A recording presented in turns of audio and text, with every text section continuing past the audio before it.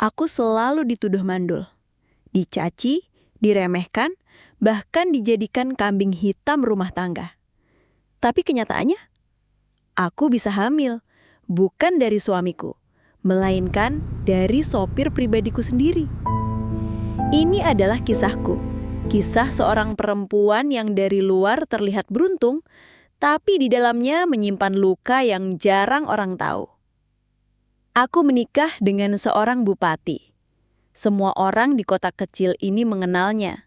Tegas, berwibawa, selalu dikelilingi kamela dan orang-orang penting.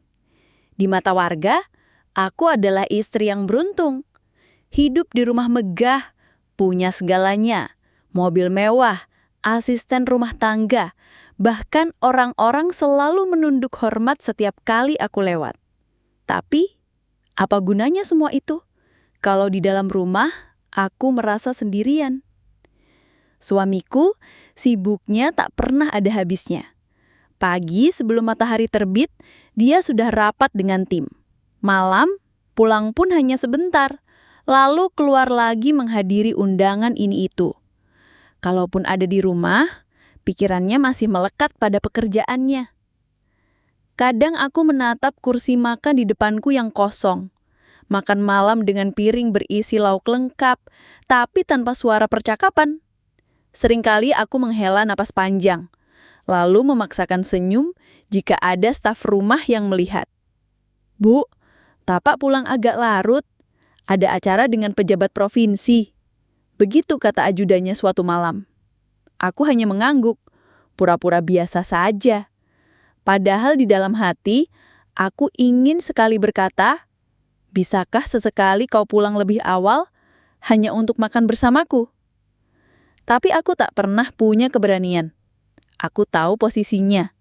Aku tahu dunia politik yang menelannya. Orang-orang di luar sana memandangku sebagai istri bupati. Wanita yang harus selalu tersenyum anggun, rapi, sempurna di depan publik.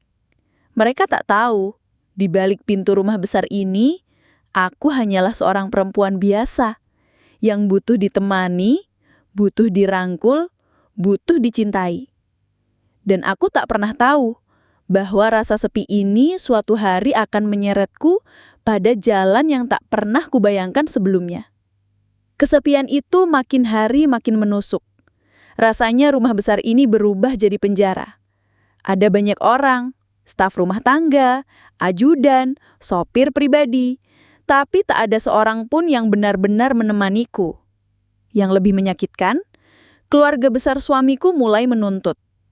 4 tahun menikah tapi belum juga hamil? Kamu ini sebenarnya kenapa? Tanya salah satu mertuaku dengan nada menyindir. Kalimat itu menghujam jantungku lebih dalam dari apapun. Mereka tak pernah tahu betapa aku mencoba.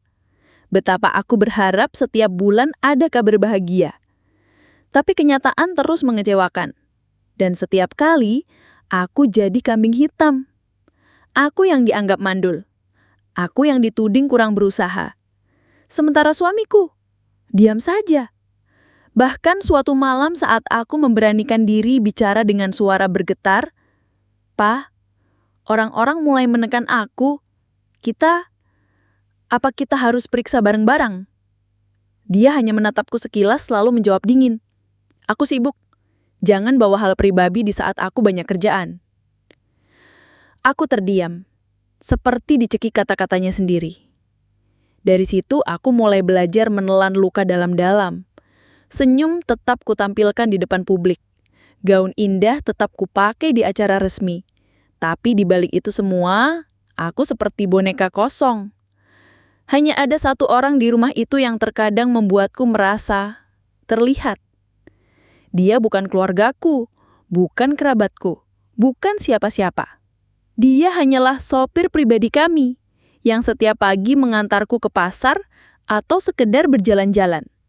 Tatapannya sederhana, suaranya tenang. Dan entah kenapa, di tengah semua kesombongan yang kuterima dari keluarga suamiku, dia justru mampu membuatku menjadi manusia. Aku sering berusaha menepis perasaan itu. Tapi semakin kutepis, semakin jelas kurasakan. Dan disinilah awal segalanya. Luka yang tak terlihat mulai mencari obatnya sendiri. Hari itu aku duduk di kursi belakang mobil dinas Jakarta sore. Jendela setengah terbuka, membiarkan angin menyapu wajahku. Aku diam saja. Pikiranku penuh dengan 1000 keluhan yang tak pernah bisa kuucapkan. Dari kaca spion tengah, aku menangkap tatapan itu. Tatapan sederhana tapi berbeda. Tatapan yang tak menghakimi, tak merendahkan, seolah berkata, "Saya ngerti, Bu." Dia, sopir pribadiku itu tidak banyak berbicara. Tapi entah kenapa, dalam diamnya aku merasa lebih dihargai daripada saat aku bersama suamiku sendiri. "Bu, mau sekalian muter lewat jalan belakang aja, biar nggak macet," katanya sopan. Aku mengangguk pelan. Lalu tanpa sadar, aku tersenyum kecil. Senyum yang sudah lama hilang dari wajahku. Sepanjang perjalanan, aku memperhatikan sosoknya. Wajahnya sederhana, kulitnya coklat terbakar matahari, tapi ada ketegasan sekaligus ketulusan yang jarang kutemukan pada laki-laki lain. Dan untuk pertama kalinya, aku merasa nyaman duduk di samping seorang laki-laki yang bukan suamiku. Malamnya, saat aku berdiri di balkon rumah sendirian, aku kembali teringat tatapan itu. Tatapan yang membuatku merasa hidup. Aku mencoba menepisnya. Tidak, ini salah. Dia hanya sopir. Aku istrinya seorang bupati. Mana mungkin? Gumamku dalam hati. Tapi semakin kutolak, semakin kuat bayangan itu hadir. Tatapan itu menembus sepi yang selama ini kubungkus rapat. Aku tahu ada sesuatu yang sedang tumbuh. Dan sesuatu itu semakin hari semakin sulit aku kendalikan. Inilah awal dari tatapan-tatapan yang kelak akan menyeretku pada dosa terbesar dalam hidupku. Dan benar saja, semua dimulai dari sesuatu yang tampak sepele. Hari itu hujan deras mengguyur Jakarta. Aku baru saja menghadiri acara resmi bersama suamiku, tapi seperti biasa, dia sibuk berlama-lama dengan rekan-rekannya, meninggalkanku sendirian di lobi hotel. Aku menunggu dengan kesal, tubuhku menggigil karena AC yang begitu dingin. Supirku datang menghampiri dengan tergesa, membawa payung. "Bu, mari saya antar ke mobil. Nanti ibu bisa istirahat dulu di dalam," katanya dengan suara tenang. Aku menurut. Begitu masuk mobil, aku merasa kedinginan semakin parah. Tanpa banyak bicara, dia meraih jaket hitamnya dari kursi depan, lalu menyodorkannya kepadaku. "Pakai ini dulu, Bu, biar nggak masuk angin." Aku tertegun. Seumur hidup, tak ada seorang pun yang begitu peduli pada hal-hal kecil tentangku. Bahkan suamiku sendiri tak pernah sadar kalau aku gampang sakit karena dingin. Kupakai jaket itu, masih hangat. Masih ada aroma keringat dan parfum murahan yang entah kenapa justru membuatku merasa nyata. "Terima kasih." Suaraku nyaris berbisik. Dia hanya mengangguk, tapi aku bisa merasakan ada sesuatu yang berbeda dari tatapannya saat itu. Dan tanpa ku sadari, batas itu mulai runtuh ketika tanganku yang sedang merapikan jaket tak sengaja menyentuh jemarinya. Seharusnya aku segera menarik diri, tapi aku tidak melakukannya. Aku membiarkannya beberapa detik lebih lama. Beberapa detik yang terasa seperti pengakuan paling jujur, aku butuh perhatian. Suamiku baru masuk ke mobil beberapa menit kemudian, basah kuyup, tanpa peduli pada apa yang baru saja terjadi. "Kenapa pakai jaket supir sih? Malu-maluin aja." Aku hanya menunduk, menyembunyikan gejolak yang berputar di dalam dadaku. Tapi sejak malam itu, aku tahu satu hal pasti. Ada sesuatu yang tidak bisa lagi kuanggap sekadar kebetulan. Dan itulah saat pertama kalinya aku benar-benar melangkah ke jalan yang salah. Sejak malam itu, aku jadi sering mencari-cari alasan untuk duduk di kursi belakang mobil lebih lama. Bukan lagi semata menunggu suamiku, tapi karena aku ingin mendengar suara tenang dari supirku. Suara yang entah kenapa mampu meredakan sesak di dadaku. Awalnya obrolan kami biasa saja, tentang macetnya jalanan Jakarta, tentang harga bensin, tentang pekerjaan rumah tangga. Tapi pelan-pelan, dia mulai berani bertanya hal-hal yang lebih pribadi. Bu, kalau boleh tahu, Ibu nggak capek ya? Maksud saya, selalu ikut Pak Bupati ke acara-acara, Ibu kelihatan sering sendirian. Katanya sambil tetap fokus menyetir. Aku terdiam sejenak. Pertanyaan sederhana itu justru menohok lebih dalam daripada 1000 sindiran dari keluarga suamiku. Capek. Akhirnya aku mengaku lirih. Capek sekali, tapi kalau aku ngomong, siapa juga yang mau dengar? Dia menoleh sekilas, ada raut iba di wajahnya. Saya dengar, Bu. Kalau Ibu butuh cerita, saya ada. Ucapan itu membuat dadaku bergetar. Aku mencoba tersenyum, menahan air mata yang sudah menggenang. Terima kasih, kamu baik sekali, jawabku. Sejak saat itu, mobil kami tak lagi hanya sekadar kendaraan dinas. Ia berubah menjadi ruang rahasia. Tempatku bisa mengeluarkan semua keluh kesah tanpa takut dihakimi. Setiap kali suamiku turun lebih dulu untuk menghadiri rapat, aku sengaja meminta sopirku memarkir di tempat sepi. Lalu kami berbicara tentang sepi, tentang luka, tentang impian yang tak pernah bisa kugapai. Suatu sore, hujan kembali turun deras. Di dalam mobil yang berembun, aku tak sanggup lagi menahan air mata. Kadang aku iri. Aku berbisik, iri sama wanita lain yang bisa dicintai, bisa diperhatikan. Aku bahkan merasa gak dianggap sebagai istri. Tanpa sadar, tangannya meraih tisu dari dashboard, lalu memberikannya padaku.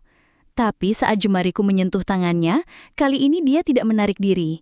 Dia membiarkan genggaman itu bertahan lebih lama dari seharusnya. Detik itu juga, aku sadar. Rahasia ini bukan lagi sekedar obrolan di balik mobil. Ada sesuatu yang sedang tumbuh, dan aku tak lagi punya kekuatan untuk mematikan benihnya. Dan rahasia kecil itu akan segera menjadi api besar yang menghanguskan rumah tanggaku. Aku masih bisa merasakan hangatnya jemari sopirku saat menyentuh tanganku di dalam mobil itu. Sekilas mungkin orang lain akan menganggapnya hanya sentuhan kecil, hal sepele. Tapi bagiku, itu lebih dari sekedar kebetulan. Itu adalah pengakuan diam-diam bahwa aku tak lagi sendirian. Malamnya aku pulang ke rumah dengan hati berdebar. Suamiku seperti biasa, tak peduli, hanya sibuk dengan berkas-berkas kantor yang menumpuk di meja kerjanya. Aku berjalan ke kamar tidur, tapi pikiran dan hatiku tertinggal di mobil sore tadi. Apa aku salah kalau aku butuh diperhatikan? Bisikku pada diri sendiri di depan cermin. Beberapa hari kemudian, kesempatan itu datang lagi. Suamiku terlambat keluar dari rapat, dan aku kembali hanya berdua dengan sopirku di mobil. Hujan deras membuat jalanan macet, mobil terjebak berjam-jam di tengah riuh kota Jakarta. Aku menatap tetesan air hujan yang berlari di kaca jendela. Hidupku dingin sekali. Aku bergumam lirih, nyaris tak terdengar. Tiba-tiba, suara sopirku terdengar pelan. Kalau saya boleh jujur, Bu, Ibu nggak pantas diperlakukan begini. Ibu wanita baik, cantik, dan layak bahagia. Jantungku berdegup keras. Kata-kata itu menyalakan bara yang sudah lama kupendam. Aku menoleh kepadanya, menatap wajah sederhana yang penuh ketulusan itu.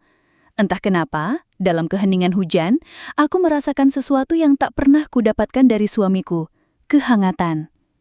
Tanpa sadar, tanganku bergerak. Aku menyentuh lengannya seolah mencari pegangan. Dia terkejut, tapi tidak menolak. Justru ia balas menggenggam tanganku lebih erat kali ini. Di dalam mobil yang sunyi, hanya ditemani suara hujan, aku akhirnya membiarkan diriku larut. Untuk pertama kalinya setelah bertahun-tahun, aku merasa hidup. Aku merasa diinginkan. Dan sejak malam itu, sentuhan kecil itu menjadi candu yang tak bisa lagi kuabaikan. Aku mencoba melawan perasaan ini, tapi setiap kali aku melihatnya, sopirku yang sederhana itu, ada sesuatu dalam diriku yang runtuh. Semakin hari, semakin sulit bagiku untuk berpura-pura bahwa semua baik-baik saja. Malam itu, suamiku tak pulang. Katanya ada rapat mendadak di luar kota. Aku sendirian di rumah besar yang terasa dingin. Hanya ada aku, dan dia. Aku duduk di ruang tamu menatap televisi yang menyala tanpa benar-benar kulihat. Suara langkah kakinya terdengar mendekat. "Bu, ada yang bisa saya bantu?" Tanyanya lembut. Aku menoleh dan entah kenapa mataku basah. "Kenapa ya? Hidupku sepi sekali." Suaraku pecah. Dia mendekat, wajahnya penuh ragu, tapi aku bisa merasakan ada perasaan yang sama darinya. Lalu saat aku menunduk, dia berlutut di depanku. "Ibu nggak sendirian, ada saya." Kalimat itu bagi pintu yang dibuka paksa. Tiba-tiba semua pertahanan runtuh. Aku menyentuh wajahnya, dan dia membalas dengan menggenggam tanganku erat. Aku bisa merasakan getaran tangannya, tapi juga ketulusan yang hangat. Detik itu juga, waktu seolah berhenti. Aku menariknya mendekat. Dan akhirnya malam itu, kami menyeberangi batas yang selama ini hanya kami jaga dengan pura-pura. Pelukan itu, ciuman itu, tubuh yang bersatu, tanpa lagi peduli siapa salah dan siapa benar. Aku tahu ini salah, aku tahu ini berbahaya, tapi malam itu aku tak ingin berpikir. Aku hanya ingin merasakan dicintai. Dan setelah semua terjadi, aku terbaring dengan nafas tersengal, sementara dia masih menggenggam tanganku erat, seolah takut aku akan pergi. Aku menatap langit-langit kamar dan berbisik dalam hati. Aku sudah mengkhianati rumah tanggaku, dan tak ada jalan kembali. Sejak malam itu, aku tak pernah lagi sama. Pagi-pagi saat aku duduk di meja makan, wajah suamiku terasa asing. Senyum yang ia lemparkan hanyalah basa-basi, sementara di dalam dadaku, hatiku penuh rasa bersalah bercampur rindu. Rindu pada seseorang yang seharusnya tak pantas kurindukan, sopirku sendiri. Setiap kali dia membukakan pintu mobil untukku, tatapan kami saling bertemu. Ada rahasia besar di balik senyumnya yang sederhana. Hanya aku dan dia yang tahu bahwa batas itu sudah lama kami lewati. Di kantor, aku tak bisa fokus. Bayangan malam terlarang itu terus datang, membuat tubuhku bergetar sendiri. Sesampainya di rumah, aku berusaha terlihat normal. Tapi semakin aku mencoba, semakin aku terjebak. Suamiku tak pernah curiga. Dia sibuk dengan pekerjaannya sebagai bupati. Teleponnya tak berhenti berdering. Rapat demi rapat, pesta demi pesta. Ia jarang sekali menyentuhku, apalagi menanyakan kabarku.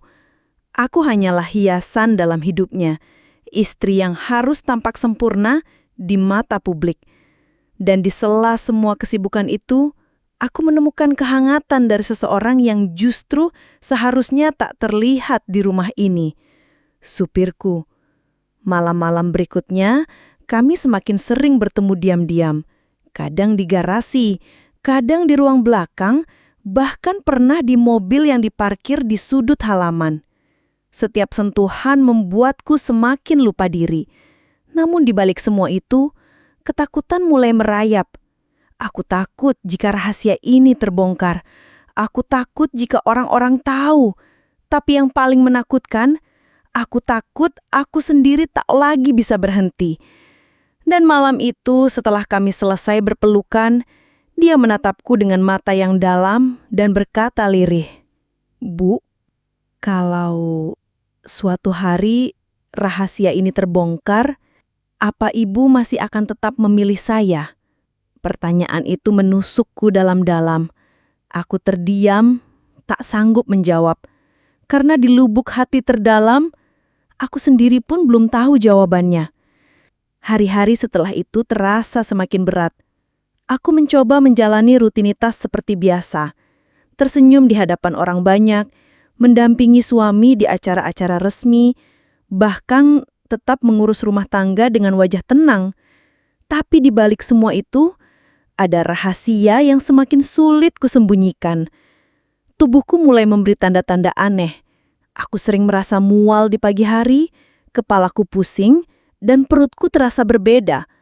Awalnya kupikir hanya kelelahan, tapi setelah beberapa kali terlambat datang bulan, ketakutanku berubah menjadi kepastian.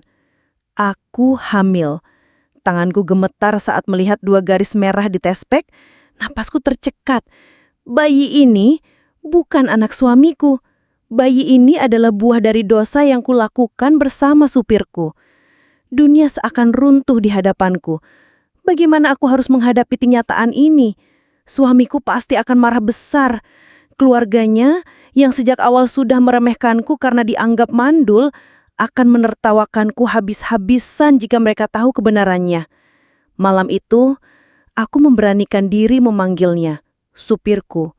Dia datang dengan wajah cemas, dan tanpa banyak kata, aku menunjukkan tespek itu. Bu, ini artinya suaranya bergetar, matanya membesar. Aku mengangguk, air mataku jatuh tanpa bisa kutahan. Kita sudah terlalu jauh, dan sekarang aku benar-benar tak tahu harus bagaimana. Dia meraih tanganku, menggenggam erat seakan ingin memberiku kekuatan. Bu, saya siap tanggung jawab. Apapun yang terjadi, saya ada di sini. Kalimat itu membuat hatiku semakin hancur. Karena semakin dia menunjukkan ketulusan, semakin aku merasa terjebak dalam jurang yang dalam. Dan malam itu, untuk pertama kalinya, aku benar-benar sadar. Rahasia ini bukan lagi sekedar tentang cinta terlarang, tapi tentang hidup baru yang tumbuh di dalam diriku yang bisa menghancurkan segalanya jika terbongkar. Kalimat itu terus berputar-putar di kepalaku, dan ketakutan itu akhirnya benar-benar jadi kenyataan. Suatu pagi, aku sedang merapikan meja makan ketika mual hebat menyerang. Aku berlari ke kamar mandi, memuntahkan isi perutku. Sialnya suamiku pulang lebih awal hari itu, dan dia melihat semuanya. "Kenapa kamu? Sakit?" tanyanya curiga. Aku terdiam, mencoba mencari alasan. "Mungkin masuk angin," jawabku terbata. Tapi suaraku jelas tidak meyakinkan. Beberapa hari kemudian saat aku sedang tidur siang, dia diam-diam membuka laci meja rias. Tespek yang seharusnya sudah kusimpan baik-baik ternyata masih ada di sana. Dan dari tatapan matanya ketika menatap benda kecil itu, aku tahu semuanya sudah berakhir. Malamnya, dia mendatangiku. "Kamu hamil?" tanyanya dingin. Aku mencoba tersenyum, menahan tangis. "Ya, akhirnya kita punya anak, Mas." Tapi ekspresinya sama sekali tidak berubah, malah semakin menusuk. "Jangan panggil aku Mas, seolah semua baik-baik saja. Aku tahu anak ini bukan milikku. Dunia runtuh di hadapanku. Aku ingin menyangkal tapi lidahku keluh. Dia sudah terlalu lama menaruh kecurigaan. Dan di matanya, aku hanyalah seorang istri pengkhianat." Setelah perselingkuhan dan kehamilanku diketahui, keluarga besar suamiku segera mengumpul di rumah.